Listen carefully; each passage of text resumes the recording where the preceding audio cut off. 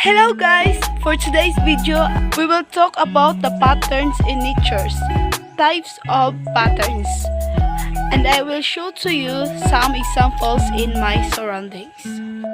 By the way, I'm Kimberly Aquino Montero, BEd 1I. So guys, are you ready? Let's go! So what is pattern? Patterns that you can see in nature are visible regularities in form found in the natural world.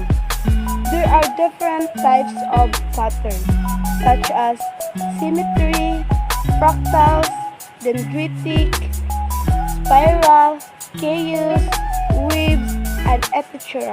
So now, I will show you first the example of patterns, which is symmetry. But before I show to you, I will explain symmetry.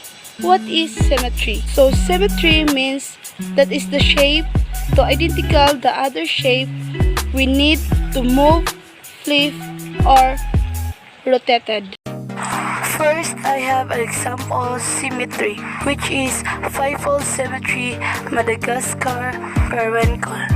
And the second is fivefold symmetry, White Angel. This is also example of fivefold symmetry. This is also example of symmetry, Cat.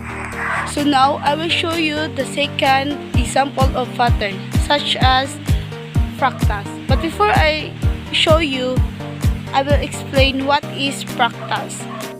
So fractals are infinite self, which is iterated, mathematical, contract, and having fractal fraction.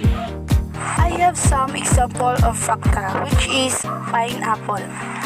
And the second one, fractals, elephant or airplane. So now, I will show you the third example of pattern, such as spiral. But before I show you, I will explain what is spiral.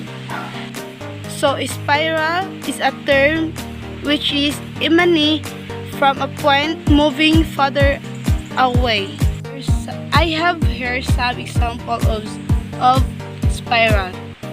I know this is a familiar dish.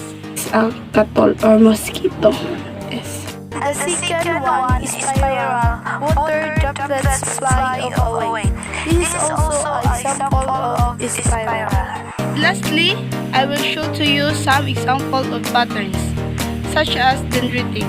But before I show to you, I will explain what is dendritic. So dendritic is a branching of the nerve at the end of the neuron. And this is the example of the dendritic tree.